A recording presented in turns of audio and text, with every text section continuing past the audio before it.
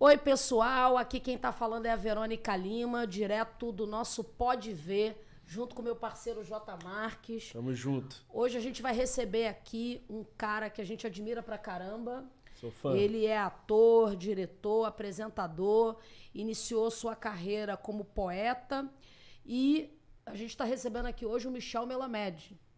Seja bem-vindo aqui no Pode Ver. Obrigado. Obrigado por você estar aqui junto com a gente. E a gente pede sempre, né? Para você dar um like, você compartilhar e você se inscrever sempre no canal da Utopia. Ativa o sininho. Da notificação. Hoje vai ser potente aqui. A gente vai falar de cultura, de arte, nesse momento tão difícil, né? Nessa travessia difícil do nosso país, onde a arte e a cultura são tão importantes para nós, como ferramenta de transformação. Estamos recebendo aqui o nosso Melamed.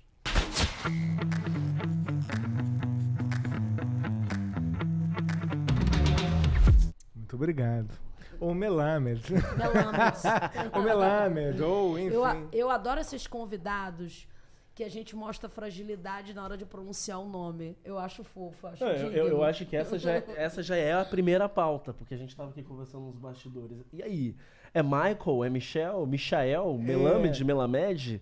Qual é o mistério desses nomes? Chame-me apenas amor, né? Shakespeare, né? Romeu e Julieta tem essa fala, chame-me apenas amor, não é porque a gente estava brincando quando eu encontrei o Jota da outra vez, e nem lembro por que razão, mas eu contei essa história, que minha irmã reclama, porque ela é mais velha que eu, e ela sempre foi Simone Melamed. E aí quando eu virei artista, comecei, enfim, a ser anunciado como Michel Melamed.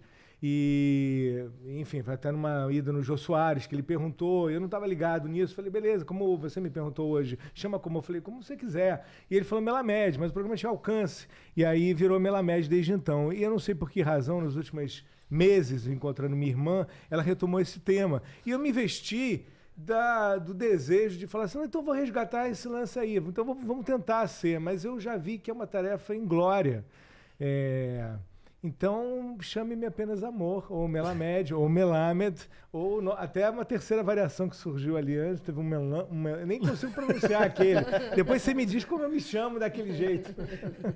Meu bem, deixa eu te falar uma coisa. Por favor. A gente gosta sempre de tentar voltar no tempo, né? Porque a gente faz uma caminhada na vida, na Terra, né? E é bacana quando a gente começa a se perceber e querer entender o que a gente vai fazer na vida, qual vai ser a contribuição e tal. E quando é que você olhou assim e falou assim, a arte, a cultura, é isso que eu quero, foi desde sempre? Uma pergunta interessante. Não foi desde sempre não, porque eu comecei a trabalhar como artista com 16 anos, que foi até a idade que eu fui morar sozinho.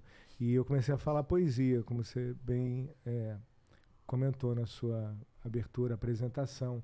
Mas durante muitos anos, e quase que até agora, eu me questiono sempre. Parece assim que é parte do fazer artístico você estar colocando as coisas em xeque, você estar questionando, você não estar aceitando cristalizações, lugares conhecidos. Some-se a isso o fato de que eu sempre trabalhei com linguagens diferentes. O que me trouxe diversas coisas, mas nesse aspecto me trouxe mais um problema, porque um ator, digamos, canônico, que trabalha assim, essencialmente como ator, vai emendando um trabalho de ator após o outro. Esse é o seu ofício.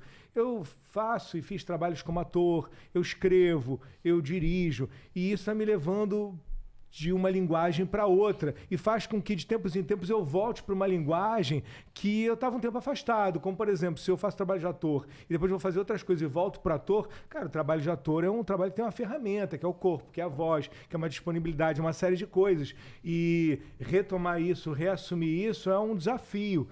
Então, eu me vejo muitas vezes na minha trajetória questionando, não, mas eu sou isso, mas eu faço isso, e vira sempre um desafio me recriar nesse lugar. Só para concluir, não me estender muito... Não, você tá aqui para falar, pô. Tem que... Então, me estendendo muito... Precisa se estender. Tá bom, obrigado pela gentileza. Hoje, eu sei que eu sou artista, eu pago, perdão, as contas desse jeito, entendeu? Mal ou bem, com o passar dos anos, eu só trabalhei com isso. Então, eu sou um artista, é isso que eu faço. E essa é a minha área de interesse, esse é o meu recorte no mundo. Seja como público, para mim é fundamental estar assistindo obras de arte de todos os tipos. Para mim é fundamental estar sentando na minha mesa, escrevendo, criando, pensando. Então, esse é o meu lugar.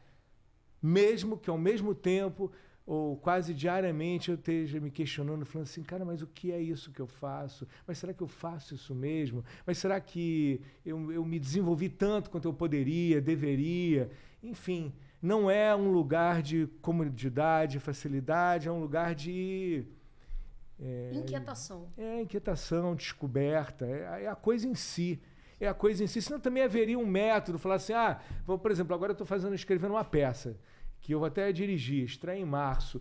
Aí eu sento para escrever. Aí ontem eu estava tendo uma reunião com os produtores, eu falei para eles, gente, eu estou na 5ª geração da metodologia.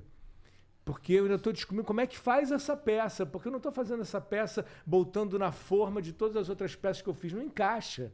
Essa peça aqui é uma coisa que se pretende em algum lugar original, ao menos para mim, é uma coisa que eu não fiz. Então, até a maneira de fazer a peça, de criar ela, é uma maneira diferente de todas as outras, entendeu? É uma outra concepção, né? Entendo. Deixa eu te falar assim, ó, a Centelha, né, do Michel, que... Palavra bonita. Forte, essa centelha, né? Centelha, nome de fruta, né? Que você falou assim, ó, foi com 16 anos e tal que eu comecei a querer ser um artista, né? Foi o quê? Interpretação? Você começou a escrever poesia, recitar? Como é que começa isso aí? Cara, o lance foi assim, eu até no meu último espetáculo era um monólogo, chamado Monólogo Público, eu contava a história da minha vida, até metade da peça, essa vertente desse gênero chamado de autoficção, né? Que até a autora do Nobel é a exímia contadora do atual Nobel, a francesa, que me foge o nome, Arnaud. Mas eu comecei, então, lembrando da peça, eu tive uma vez que eu fui numa colônia de férias e subi no palco. Eu não tinha ideia, eu devia ter uns 11, 10 anos, e me deram uma roupa, me botaram um vestido de passarinho e me deram uma cueca de cartolina grande. Eu não sei se vocês lembram isso aqui, denuncio minha idade, estou aqui há um século, que era a propaganda da Zorba, cueca. Zorba. Lembro bem. Que o passarinho sai de dentro. Mas a parada foi o seguinte, me deram isso no show de calouros, e eu não tinha muita noção com 10, 11 anos, eu conhecia a propaganda, mas eu não sabia a coisa do palco. Aí eu entrei, quando eu entrei e saí de trás da cueca de papelão, e as pessoas me viram, elas riram. E aquilo para mim foi um susto imenso, porque, lógico, me encheu de prazer, mas era um negócio totalmente inesperado. Aí foi uma experiência. Passaram uns 2, 3 anos na escola, aula de teatro. Professor Fernando, já falecido. Surgiu uma situação lá que eu pude escrever o texto da peça de final de ano da escola. E fizemos a peça. Eu tinha um dos papéis. E na minha cena, eu fazia um cara que viajava o espaço e era compadre de um robô. E na minha cena, o robô pifava. Eu ia até um aparelho de rádio, tirava a pilha e botava na bunda do robô.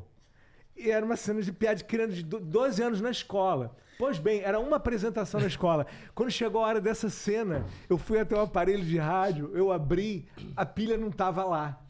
E aí? Teve que improvisar?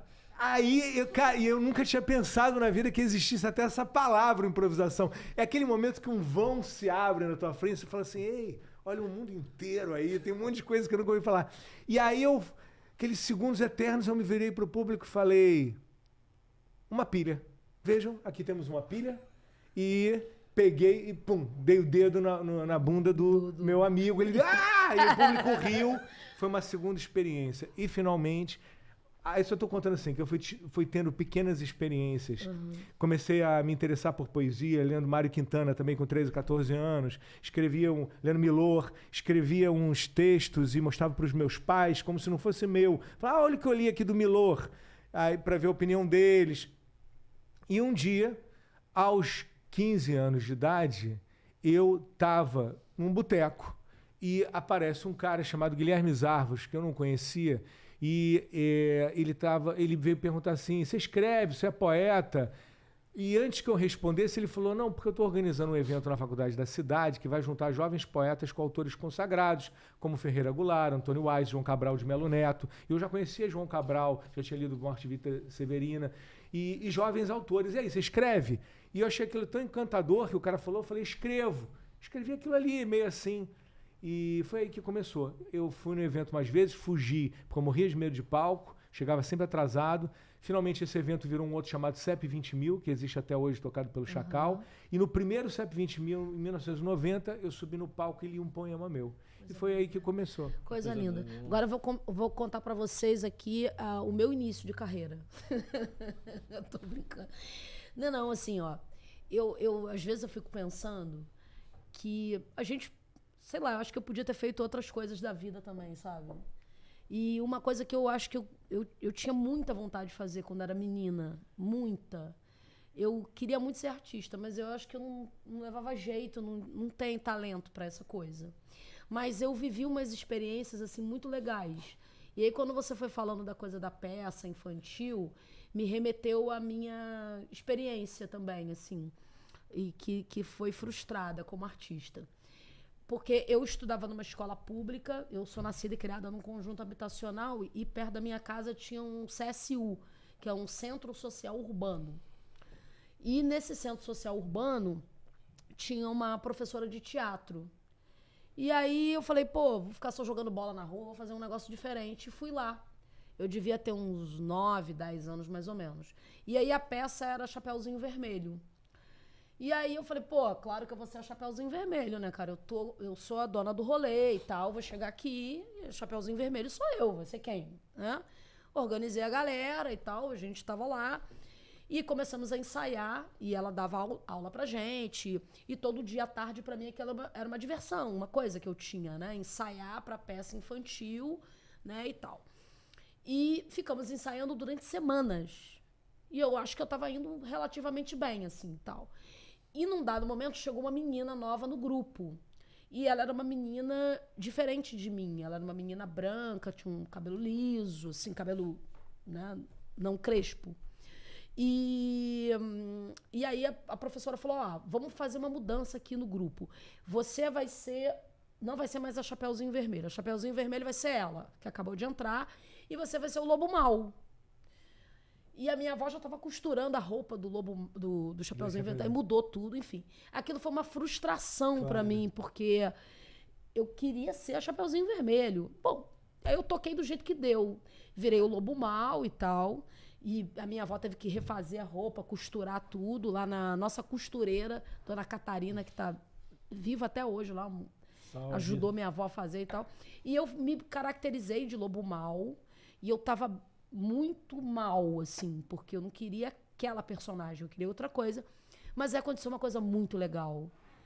Quer dizer, que, lógico, eu não virei artista, né, gente? Mas eu descobri uma coisa nova pra mim, que eu acho que eu tinha uma veia cômica, que eu podia ser engraçada, porque o Lobo Mau roubou a cena. Roubou a cena de verdade. Ficou uma coisa muito... Perdeu o Chapeuzinho, perdeu. E tal, não sei o que lá. E quando terminou, veio todo mundo falar com o Lobo Mau. Pô, o Lobo Mau virou atração do negócio. É isso aí. E aí eu achei assim, cara, dá pra fazer de um limão uma limonada. Sabe assim, não sei...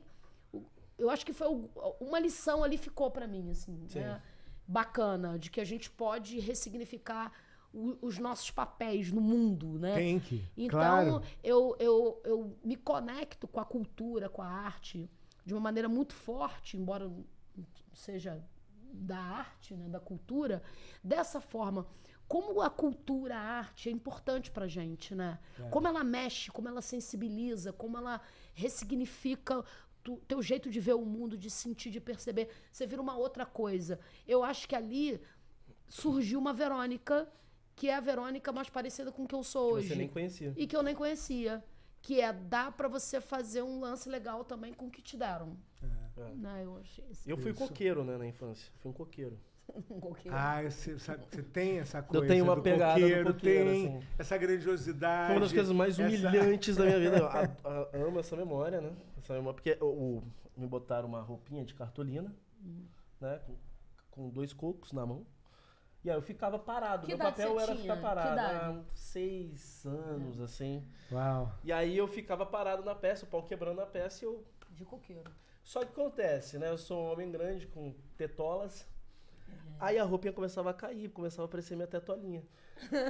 E aí começava a cair e eu pegava o coco e subia, assim. E aquilo foi gerando um constrangimento em mim, assim. Eu acho que eu fui tímido por um grande tempo por causa disso. E agora vocês me fizeram engatilhar, eu tô triste. Não eu fica tô triste, não. Pô, você superou o coqueiro, superou o lobo mal, eu superei a zorba. Você já tinha tetinha? Eu já tinha minha tetolinha. Ai. Mas depois eu fiz um monólogo, tá? Pesquisem no YouTube, Alfredo Anderson, que foi um artista, um pintor, e eu o interpretei sozinho, encarei o palco, e desde então eu sou esse sujeito. Foi o palco que me destravou pra vida. Foi o palco. Com certeza, assim, quando eu vi a plateia batendo palma pra mim, eu falei assim, cara, que delícia bater palma pra gente. Nunca tinha batido palma pra mim. Só bater palma. Obrigado. Já dá um prazer imenso. Eu gostei das tetinhas. Não. Deixa eu fazer uma pergunta assim. A cultura sendo atacada, desmontada como jamais foi, né? Não tem como, numa quadra histórica como essa, a gente também não falar da cultura numa perspectiva de política pública, né? Eu acho que a gente tem, no nosso país, historicamente, um desafio que é consolidar a cultura como um direito, como uma política pública importante. Política pública importante sempre tem que ter recurso, investimento, presença do Estado, né? E, assim, a gente sabe que o fascismo, o pensamento autoritário, ele elege a cultura, a educação, o conhecimento, a ciência, a tecnologia como seus inimigos, né? Então... Tudo, né, basicamente. Elege tudo como seus inimigos. Contudo, mas é muito perceptível que a cultura, desde o primeiro momento desse governo autoritário que está aí, a cultura foi, assim, colocada realmente como uma inimiga. Os artistas, o investimento, o fomento. Então, assim, primeiro que no nosso país, eu olho assim, para a gente consolidar uma coisa é sempre muito difícil, demora muito, né? E, bom, aí a gente participava de várias conferências de cultura, conferências locais. Essa luta para a gente ter equipamento público, cultural, nos lugares periféricos. Porque a cultura, ainda hoje, ela segue sendo algo que não está em todos os lugares, para todo mundo, da mesma forma. Por isso que a gente tem que pensar na cultura como um direito. E aí eu fico pensando assim, como é para um artista nos dias de hoje ter esse desafio, né? Que é fazer cultura com desinvestimento e também com um governo que o tempo todo estabelece que a arte e manifestações culturais são inimigas da sociedade. Tanto Ou que tenta fazer isso. acabou né? com o Ministério da Como é Cultura. que é? Como é que é esse lance, assim? Cara, porra, são tantas coisas, né, interessantes e complexas, e ainda tô também lá junto com o Coco e o Chapeuzinho, né? Porque estão dentro dessa pergunta também, né? Aí eu vou comer. Porque vocês contaram histórias onde vocês foram além, né? O espaço da arte permitiu que vocês refletissem, se confrontassem com a própria questão existencial, né? Onde é que você está, o desconforto. Mas esse lance do momento que a gente está vivendo versus a cultura, eu acharia que seria uma minimização do que está acontecendo, restringir só ao campo cultural, entendeu? Porque o que a gente está vivendo hoje é um ataque à própria cidadania, é um ataque assim amplo à vida, é um ataque à vida, em todas as suas manifestações. Uma das manifestações é a cultural, claro. A gente já passou isso por aqui. Um dos princípios, uma das ideias, uma das possibilidades primeiras da cultura é revelar coisas que não estavam visíveis, né? Multiplicar a interpretação das coisas, pluralidade. Essa é a ideia da obra de arte, né?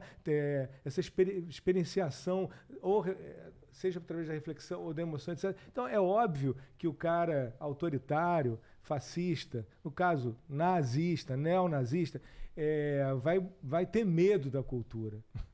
Ele tem medo da cultura, ele tem medo da educação, tem medo disso tudo. Mas não circunscreveria a um problema da cultura agora. O que acontece é que o país está sendo atacado, foi atacado esses 4 anos últimos, em todas as áreas. É um troço assim chocante. É um troço chocante, cara.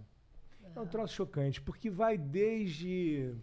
Porra, Amazônia, recorde de destruição. Depois da pandemia, a gente tem, chama-se a geração perdida, não dá acesso à internet para que as pessoas pudessem fazer isso. Assim, tem 300 milhões de assuntos. E o mais patente de todos, que é a questão... Porque, assim, continua havendo um grupo de pessoas que votam, e a gente sabe que nem todas as pessoas desse grupo são racistas, homofóbicas, misóginas, fascistas. Quer dizer que é uma manipulação muito grande de muita gente, o que é uma pena. Mas o que é assustador para mim é que sejam manipuláveis numa situação tão escancarada, que é em todas as áreas e particularmente na questão da pandemia. Quem esteve no Brasil...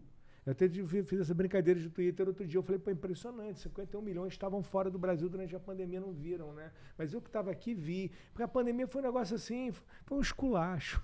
Entendeu? Foi um esculacho, foi um negócio assim, diário em todas as frentes, entendeu? Em todas as frentes, não comprar vacina, centenas de e-mails, de desestimular o uso da máscara, de fazer aglomeração, a fome. E de fazer pilhéria do sofrimento das pessoas. Quer dizer, foi um negócio assim desumano.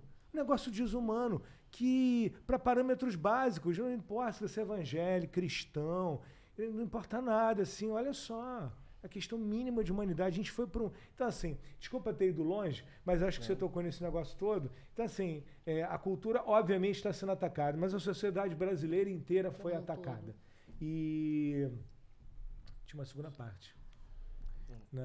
De ter a cultura como uma ferramenta estratégica. Tudo é atacado, mas eu acho a cultura muito estratégica. Mas é isso mesmo. Mas eu acho que é estratégico, vendo cultura como educação num pacote só, mas vendo como tudo. Cara, a gente tem um país que tem questões urgentes de todos os tipos. E é isso, adorei que você usou a quadra histórica tão... Aliás, você tem usado expressões muito maravilhosas. Vamos de centelhas. Eu sou muito maravilhosa. De centelhas a quadra histórica. Eu sou muito quadra histórica com ela. Quadra histórica Não, a gente está numa quadra histórica que é foda essa semana, que é a semana assim capital. Questão é a seguinte, ou há país ou não há país. Ou não há país. É ponto, não é assim. Não está mais se discutindo esquerda, não direita. Não é só uma eleição. Não é uma eleição. Assim, civilização versus barbárie. É a gente poder sentar junto, conversar, discutir, é falar de projetos, é qualquer coisa, mas é haver algo em oposição ao nada, à destruição. Tem um lance que eu acho que é a morte da verdade. O que a gente tem hoje no Brasil? A morte da verdade. Eu sou de um tempo que, cara, a Terra é redonda e tal. E, assim, existem algumas coisas, entendeu? Aí depois, assim, não, a Terra é plana. Então, assim, aquilo que estava absolutamente consagrado como algo científico, consolidado, pacificado. Existem coisas que a gente sabe que são como são. Desde que mundo é mundo, tomar vacina é bom. Porra! Sabe? Tomar vacina é bom. Eu tomava vacina lá na fila do Padre Manuel da Nóbrega, era uma pistola desse tamanho, a gente botava o bracinho e pá, e aí todo mundo, não tinha luxo, tá? E ficou todo mundo vivo. Todo mundo tomou vacina contra pólio, contra o sarampo, contra qualquer... E ficou tudo bem.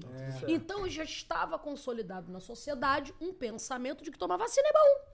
De repente, não mais que de repente, essa gente terraplanista, enlouquecida, porque isso é fruto de um pensamento orgânico internacional para capturar estados, corações, mentes e pensamentos. Controle, e vai destruindo a verdade. Qual é o desafio civilizatório? O 1, 2, né? Resgatar parâmetros mínimos, porque não existem verdades absolutas, é bem verdade. Mas existem questões que são científicas e pacificadas ao longo da Claro, história claro. da civilização. É. E o que me causa, assim, estranheza, espécie e tal, é que, assim, mas, gente, tomar vacina é bom. Você tem que brigar com o cara porque tomar vacina. Então, coisas pacificadas deixaram de ser. Então, é a morte da verdade. A gente está vivendo numa quadra. Por que eu tô falando isso? Pelo que você falou. Porque você falou assim, é tudo, é a barbárie, é pessoas que não são necessariamente fascistas ou racistas, mas acreditam nas coisas. Porque há uma contaminação do pensamento, né? Tem a coisa do papel das redes também, né? Das religiões, da das mistura. religiões, sem dúvida, mas eu digo assim, o uso das redes para isso tudo multiplicou muito. Como você bem falou, é um fenômeno mundial, né? Mas a coisa do zap, do descontrole de uma informação completamente absurda, que chega na mão de alguém que de repente não tem as ferramentas para lidar com aquela informação, para checar. Mas tem uma coisa importante, hein? Fala. É isso aqui. Isso aqui é muito importante.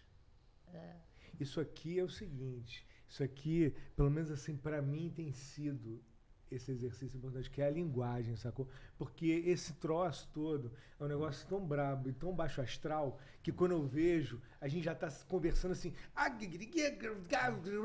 e a gente não pode perder o humor, a pausa dramática sem nexo, o comentário do negócio, que senão a gente cai na linguagem dessa onda toda. Então a gente tem que manter a alegria, o canto, a piada, não sei o quê, e a crítica, e a reflexão, e etc. Porque senão a gente é tomado porque o projeto, né? O projeto é de desumanização, né? Não faz isso com a gente, né? Faz com que a gente perca todos esses sentidos, comece a ficar bitolado mesmo. Eu tenho um vizinho que, durante todo o processo de pandemia, ele não queria porque queria, assim, a família dele, ninguém ia se vacinar, não podia se vacinar e tudo bem. Tal, fomos tentando, a gente tá ali tentando, beleza. Aconteceu, ninguém se vacinou, tá? Ninguém morreu de Covid, e aí ele provou o ponto dele, mas nesse momento fez com que ele não só não se vacinou, como ele começou a negar toda a ciência. E aí ele foi diagnosticado, né, teve a biópsia e tudo mais, com tumores, depois com hepatite B, não foi fazer os tratamentos, aí me chega a família outro dia, Jota, tem como a gente conseguir um hospital? E aí, só pra gente entender a dimensão, que começa com essa coisa toda de vacina, mas faz com que pessoas periféricas, empobrecidas, que levam isso a sério, da negação da ciência, do que está pacificado, do que está... E aí começa a prejudicar a própria existência mesmo. Essas pessoas, elas vão começar a morrer. E elas vão começar a morrer para defender uma ideia. E aí eu, Jota, que sou ali uma liderança local, que sou um ativista e tal, óbvio que eu não vou negar. Eu vou acolher essa família, ligo para a ouvidoria, ligo para a defensoria, vamos garantir um hospital. Estamos lá correndo atrás. E é um cara, assim, super carinhoso comigo sempre. Ele sempre brincou assim comigo. Nós estamos de lados diferentes, mas eu acredito em você, Jota. E eu falava assim, você acredita em mim, então se vacina. Mas ele falou, isso já é demais. E aí agora ele tá no fio da vida, porque ele negou todos os tratamentos.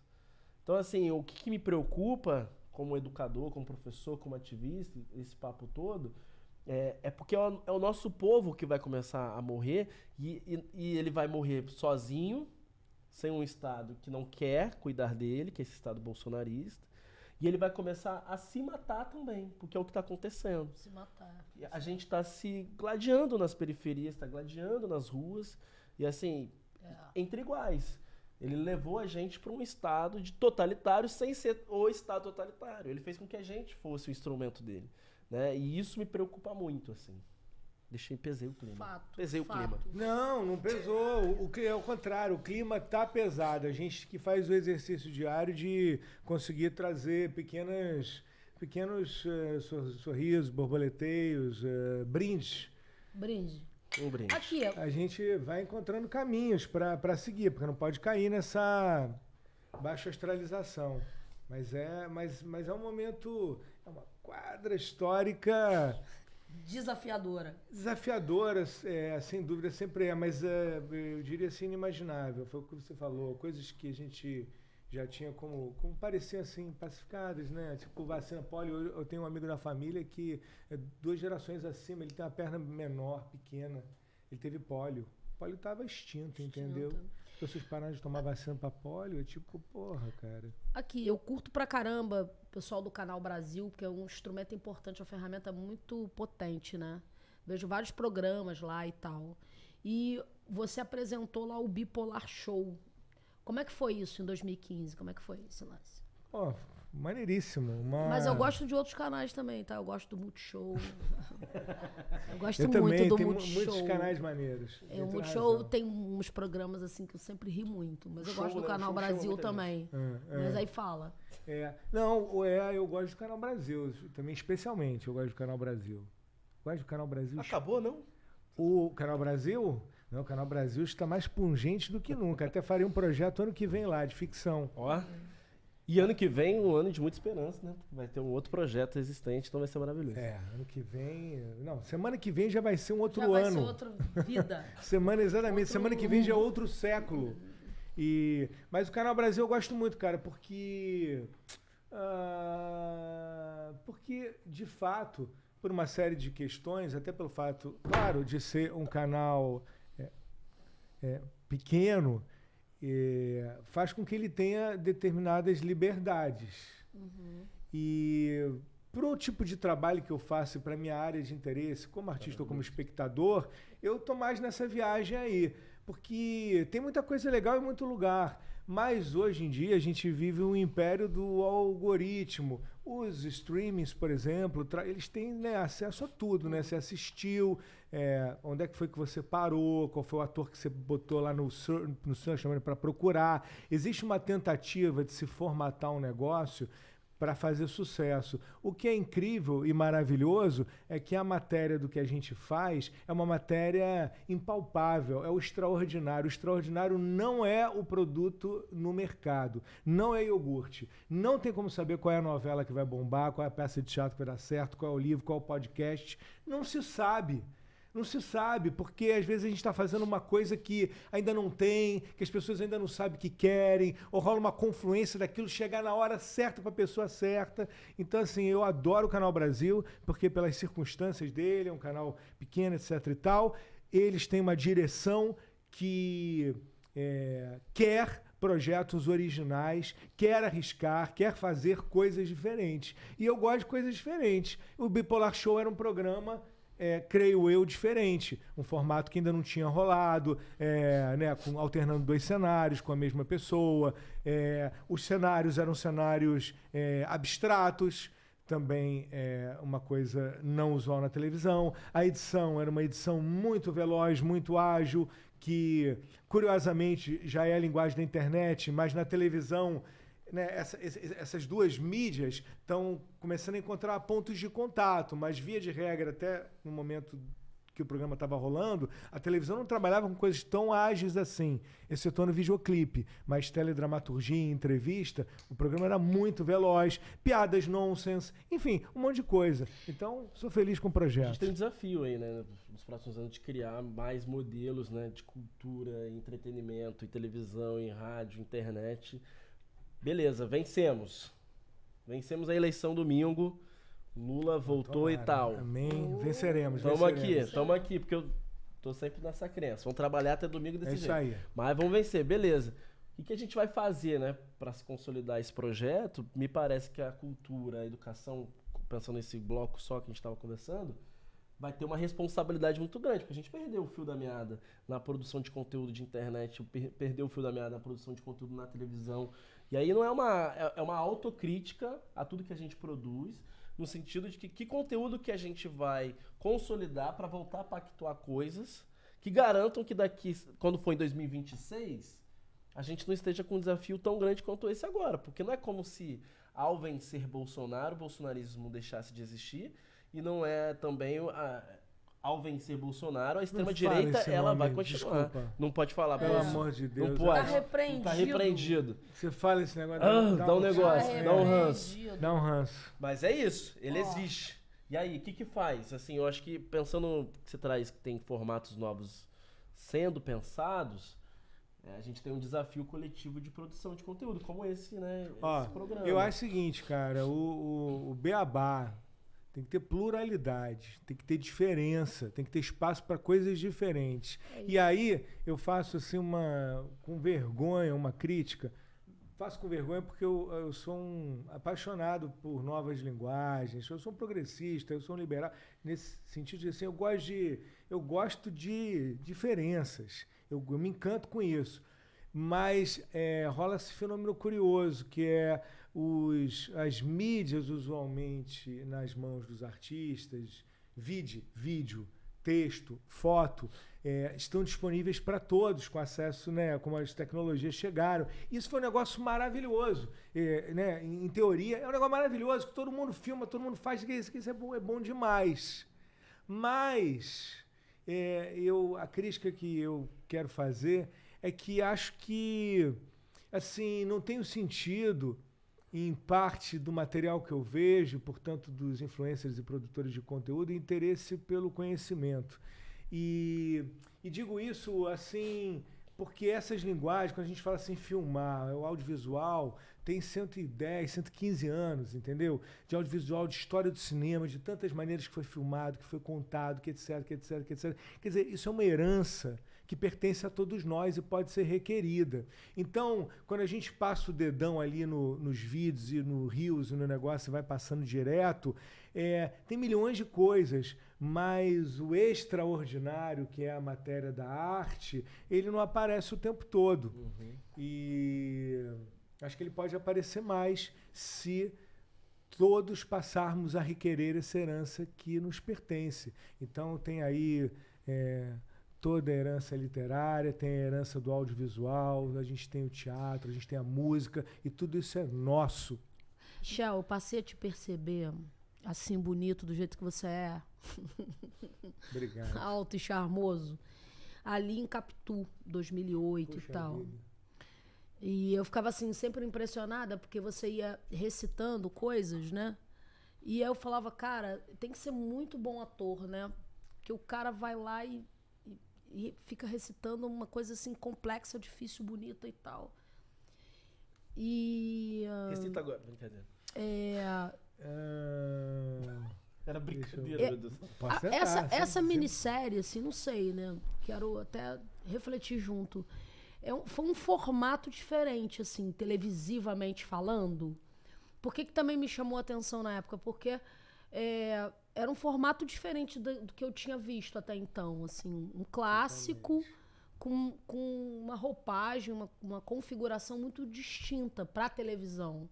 Então, eu não sei, eu acho que de alguma forma a Capitu inaugurou, eu não sei se teve alguma coisa um pouco antes, eu vou ficar também devendo a precisão, mas assim, me chamou a atenção em 2008, Capitu, aquele formato muito distinto do que a gente tinha. Fabular, né? Fabular. Poxa, mas aí então, assim, foi bacana aquilo, né? Porque depois vieram outros. Mas eu me lembro primeiro desse. E aí foi quando eu te percebi. Poxa. Você estava muito, muito bem. Obrigado e tal, assim. Pelas palavras de fé, camarada. Mas aqui as lojas justamente têm que ser feitas para o Luiz Fernando Carvalho, que foi o diretor de Capitu, e ele, particularmente, ouvindo falar, eu fui tentando buscar na memória, ele já vinha fazendo um trabalho assim, ele fez uma série muito linda, chamada Hoje é Dia de Maria. Hoje é Dia de Maria. E, não sei se posso estar com algum pequeno engano, mas, salvo engano, depois do Dia de Maria, ele começou esse projeto que chamava Quadrante. Aí teve um primeiro que era o do Ariano Suassuna, que me foge agora o nome do livro, e quem fez até foi o Irandir Santos, maravilhoso, grandioso ator, e depois foi o Capitu.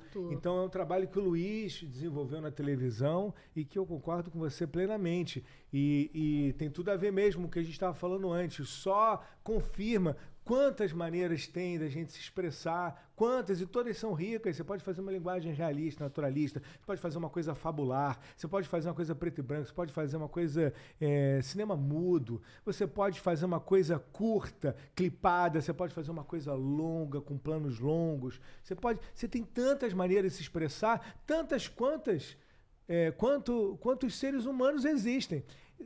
Essa talvez seja a grande viagem, você falar assim, cara, você tem 7 bilhões, agora já estamos quase para 8, né? 8 bilhões de seres humanos. Se todos tiverem uma formação mínima, aparelhos mínimos, equipamento mínimo para expressar a sua visão de mundo, pô, olha que riqueza, porque cada um tem uma visão única.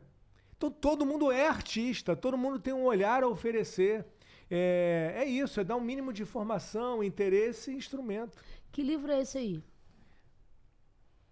Eu gosto de convidado que traz livros. Obrigado, Sim. cara. Cuidado com a capa, hein? Não, esse livro aqui é um livro fortíssimo. Eu fiquei até assim surpreso que ele tenha virado o meu livro dessa semana. E às vezes rola isso. Ele tem tudo a ver com essa semana. Ele é um dos clássicos livros de sobreviventes do Holocausto. Weissel, chama A Noite.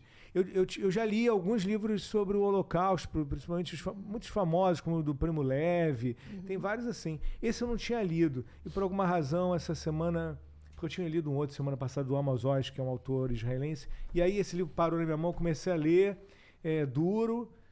Ao mesmo tempo tem tudo a ver com essa semana que a gente está vivendo, porque a escolha do projeto que se quer para o país plural, democrático, com embate, debate, mas com diversidade e com conquistas, ou é um país nazi, porque o inominável é nazi, é neonazi, tem um projeto neonazi, houve extermínio em massa da população na pandemia, há um discurso racista, homofóbico, misógino, existem signos que são usados à torta e direito neonazi.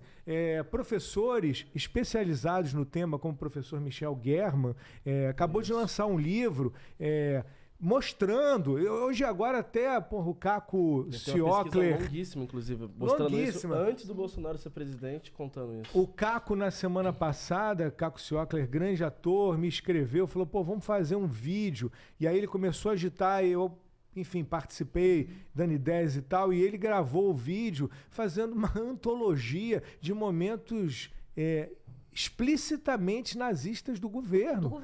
Que vão desde usar lemas nazistas, a usar o que está na entrada de Auschwitz como lema, como campanha da SECOM, ao secretário de Cultura, se é que pode se dizer esse nome, reproduzindo Goebbels. É uma profusão. Então, esse livro aqui, no meu cotidiano, por acaso, ele parou, mas nada é por acaso. É um livro, é um relato de um sobrevivente do Holocausto. E é isso, eu estou lendo, vim para cá no carro e é sempre oportunidade de ler. E se tem uma coisa, que eu posso compartilhar, eu ainda estou no primeiro terço do livro, mas que eu achei assim chocante, que eu não sabia que era isso, a história do livro, é que o autor tinha 13 anos na época que ele vai parar no campo de concentração. E o livro se passa em 1944, quer dizer, um ano antes da guerra acabar. Então ele começa o livro contando assim que eles estão no interior da Hungria e eles ouviam falar da guerra. E falavam entre eles, mas não vai chegar aqui no interior da Hungria, já está acabando, os russos estão chegando, vão ganhar dos alemães. Para eles, é um negócio... E aí tem uma, se me permite, duro, mas eu vou... É uma linha. Eu ia postar isso outro dia, achei tão pesado, mas olha só. Ele fala que os alemães já estavam na cidade, os fascistas já estavam no poder. A sentença já havia sido pronunciada e os judeus de Sait, a cidade, ainda sorriam. Então, achei muito forte, porque fala dessa negação, que é o que você está falando em relação à vacina. Somos espectadores de algo que está acontecendo e que vai nos alcançar. Cara, nesse caso aqui, a guerra já estava chegando no final... Assim, já haviam campos de extermínio, as pessoas sendo assassinadas em massa. E as pessoas ali ouviam, mas não sabiam direito, mas não está aqui. E é um pouco o que a gente vive no Brasil, porque o que a gente tem dito... Eu começo de novo. O que é o que a gente... Vou tentar falar com algum gracejo, mas assim, o que eu me vejo dizendo em redes sociais, lógico que também maneiras renovadas vão buscando...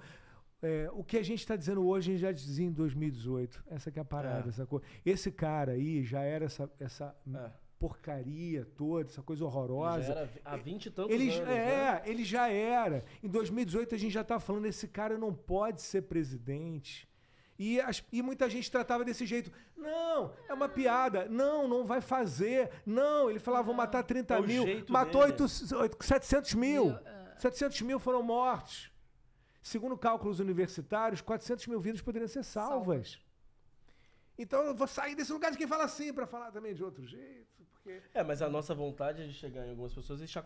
Você não tá vendo? Você não tá entendendo a dimensão? Mas eu acho Mas que... a abordagem talvez tenha que ser outra. Mas aí você não pode fazer Não isso, você pode, precisa... Peraí. Mas eu acho que tem uma coisa que tá rolando devagar, porque também, assim, a gente é humano. Então a gente vai ser contaminado com algumas coisas, assim, né? A gente vai ser tocado de alguma forma. Lógico que, como nós somos de um outro lugar, nós partimos de um outro lugar, de outros princípios, né? Não vai ter o mesmo comportamento. Mas a gente está sufocado. Mas eu acho também que tem um lance que está rolando devagar, mas está começando a rolar e isso é muito bom. Sei lá, de repente você entra no mar, começa a nadar. E aí, às vezes, para quem já quase morreu afogado, né? E aí você fala, vou morrer afogado. E de repente você começa a sair da correnteza, começa a respirar, botar a cabeça para fora, e você começa a nadar e você vê terra à vista cada vez mais perto, né? Então, muito devagar, muito silenciosamente, cada pessoa com a sua experiência que é única e intransferível, mas todo mundo, assim, que tem sensibilidade humana, né? A gente está começando, assim, a ficar arrepiado, a ficar feliz, a ficar... Eu já me pego Amém. sorrindo, Meu pai. eu já me pego cantando, sabe? O quê, eu me por pego... exemplo? Pela estrada fora. Eu fiquei na hora. Gatinho. Aí eu canto de tudo, né, bebê? Mas eu gosto muito de cantar Betânia. Só que aí é muita ousadia. Porque aí é porque não dá, né, gente? Betânia. Vai cantar o quê? Betânia. Eu gosto. Se acaso me quiseres, sou dessas mulheres que só dizem sim. Por uma coisa à toa, uma noitada boa. Um cinema, um botequim. Aí chega. E aqui a gente encerra. Aí tem um bom. timbre que tem a ver com, me lembrou a Martinalha, uma isso aí. uma coisa bonita. Olha a malemolência da Pretinha. Então, o que acontece é o seguinte. maravilhoso. Mas tem um lance que, assim, é cantar. Sabe, cantar dentro de casa. Quando você... bota um som, canta, vibra. Assim, faz uma comida gostosa e fica feliz e sente o retomar cheiro. o esperançar mesmo, né? Porque tava uma coisa de muita tristeza, porque juntou aí. tudo, juntou a pandemia, juntou a fome das pessoas, a desesperança, essa coisa do sentimento pesado. Mas agora, e eu acho que a gente tem que dar esse recado, eu acho que a gente tem que passar isso, Show. que não é ficar se policiando, mas se percebendo como uma pessoa que tá querendo vida. A gente quer vida. Não, e a gente quer, é natural. A gente o Gonzaguinha, ninguém quer a morte, só saúde e sorte. É isso aí. Né? Então, assim, é isso que a gente quer. A gente tem que usar todos os nossos canais, veículos, possibilidades, a nossa entrega para o mundo, para dizer que vai ser melhor, que tem que ser melhor. E digo mais, companheira, a história é em espiral, é pendular. A gente passou essa maré braba aí. Porra, tô doido essa quadra histórica. Exato, a próxima quadra, se prepara. Porra, rock and roll vai voltar, vão surgir uns músicos maravilhosos, espetáculos incríveis, o país vai querer, muita coisa boa vai acontecer. A gente não fica só no ruim, não. Passamos um ruizaço agora, vai chegar o bom, vai chegar o bom. Michel, tem uma coisa que é geracional, assim, eu acho, né? Compromisso com as novas gerações.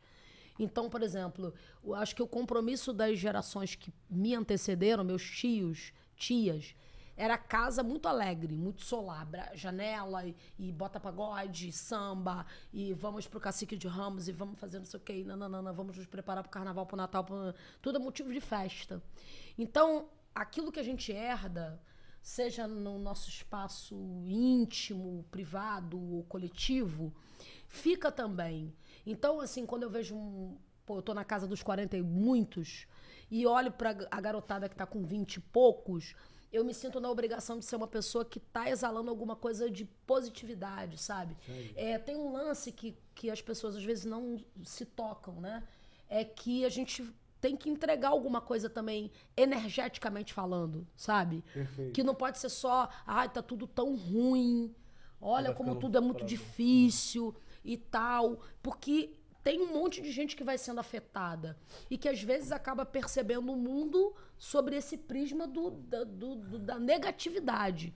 Então, assim, eu sempre que posso chego fazendo festa, nem sempre dá para fazer festa porque tem mesmo desafios que são difíceis, mas a gente poder mandar esse recado, né? Perfeito. E pegar de que vai carona ser também legal, no cometa de que deles. tem que fazer alegria, cara. Pô, Mas tem a que... garotada tá chegando forte. Eles Sim. eles vão fazer a diferença agora. E mudou, tá mudando, Tá mudou, mudando. vai mudar, Vai acabou. mudar. E domingo, 5 horas da tarde, vai ser o seguinte. Inominável, acabou. Mas Tá eu todo mundo, posso- como é que é o haitiano, né? É. O queijo do haitiano maravilhoso. Fazer até uma observação sobre isso que é importante. Acho que a gente está chegando ao final aqui, vai fazer um bate-bola para acabar. Mas uma observação importante. A gente precisa fazer isso mesmo que a Vê está dizendo, e que você também tá, Michael Melamed, Michel. esse movimento liberal coaching acabou sendo esse abraço que muitos de nós deixou de dar nas pessoas. As pessoas estavam desesperadas por serem acarinhadas por alguém, líderes religiosos ou não, que dissesse para elas que as coisas darão certo. Em alguma medida, a gente ficou tão duro porque estava apanhando que a gente deixou de ter a capacidade de falar para as pessoas que é possível ainda sonhar. E aí essa galera lota estádios com esses líderes que nada fazem, que não constroem nada, mas dizem para elas de forma repetida, vai dar certo porque você é capaz. É importante que a gente pegue de volta isso que sempre foi nosso, que sempre foi de estimular o outro a continuar, Esperançar. porque isso é nosso, é de Paulo Freire, é da nossa educação popular, que é contar para as pessoas mais do que elas são necessárias, fundamentais e tal. A gente sempre falou para as pessoas que elas são importantes. E a gente deixou de falar isso também. Perfeito. E aí eu acho que a gente precisa retomar um discurso que é nosso De e que eles estão esperançar. capitalizando, que é a gente vai continuar. E aí eles param de dar tanto dinheiro para esses caras malucos. Tá vendo? E o bom senso, né, das mulheres, né? As mulheres que estão nos guiando agora, saindo desse vale, porque a gente não quer essa violência, a gente não quer arma para todo lado, a gente não quer filho levando tiro, a gente não quer. Isso é uma coisa assim irracional, não faz o menor sentido. Entendeu? Esse papo É isso. tá por Já fora. tinha? Bate bolinha? Bate bolinha aí. Bate bola pra finalizar. Um de cada aí, vamos lá. Um poema. Olha, entre um pingo e outro, a chuva não molha. Uma lembrança. Dias melhores virão. Uma música. Betânia! Um arrependimento.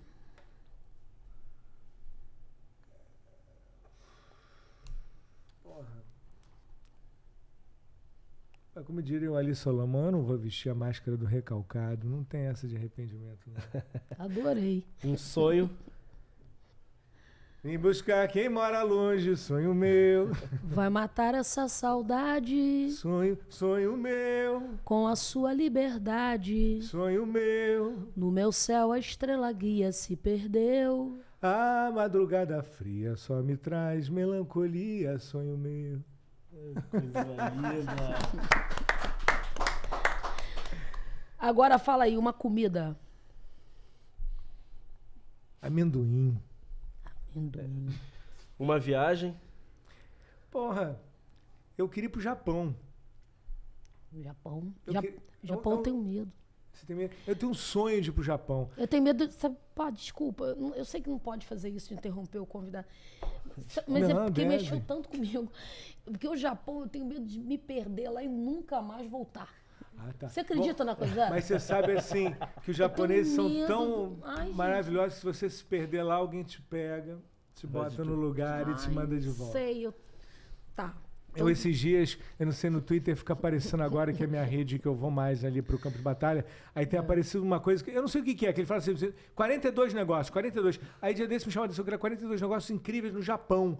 Aí eu cliquei e eram 42 negócios incríveis, que vai desde, tipo assim, a privada, que o cara, você vai dar descarga, em cima ali é a pia. Então você já escova os dentes, a água que cai fica acumulada para você dar descarga. Gente, isso é Aí, muito Japão, né? museu. É muito Japão. Olha essa aqui, um museu de pedras com rosto.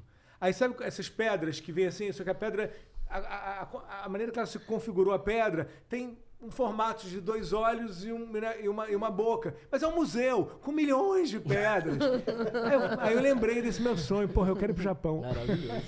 E um filme ou uma peça, uma série? Pô, chama-se Nope, Não Corra, do Jordan Peele. Que é o cara que, enfim, é um super diretor. E esse filme... Esse filme foi premiadíssimo, Corra. Foi. Ah, não, mas o Não, Corra... é o novo dele que é você o tá novo falando. dele que eu tô Ah, falando, tá. que é Não vi ainda, Nope. não. E ele é muito criativo, cara. Então eu gostei muito do filme dele. E esse foi o último que eu vi ontem. Legal. E adorei. E tô aqui na lista, hoje eu devo assistir com muito atraso, mas desculpa eu vou falar, porque é sempre uma maneira de divulgar e convidar as pessoas a lembrarem. Vou assistir agora o Medida Provisória do Lázaro. Eu já assisti. Eu não tive a oportunidade, Eu ainda não assisti. mas vou assistir hoje de noite. Confesso. Eu já assisti, maravilhoso. Temos também. a última pergunta. Faço pros dois, aproveito pra gente encerrar isso com... Pode ser que a gente tenha uma surpresa. Um presidente. Luiz Inácio Lula da Silva, pra ontem. É aqui, ó. Faz o Em L. todas as câmeras, Luiz Inácio Lula da Faz o Silva. L. Faz o L. 13. Faz Ó. o L. Senta o dedo. Eu até falei, O porra, pai tá on. na pilha, falei um negócio, Vou lembrei. ficar aqui agora. Vamos ficar. Eu peguei ontem um táxi. Aí agora, pô, a gente tá nesse estado que é tão doido que você, pô, fica grilado, sabe? Fica As meio- pessoas não. Aí o cara falou pra mim e falou assim, já tem candidato? Eu falei, claro que tenho. Aí ele falou assim, se incomoda de falar? Não, faço questão de falar, mas vamos combinar um negócio. Se a gente falar, você fala o seu também, e forem diferentes, a gente encerra no maior respeito, não precisa seguir o papo. Ele falou, beleza, vamos falar junto? Eu falei, vamos. Aí o motorista, 3, 2, 1 e... Lula!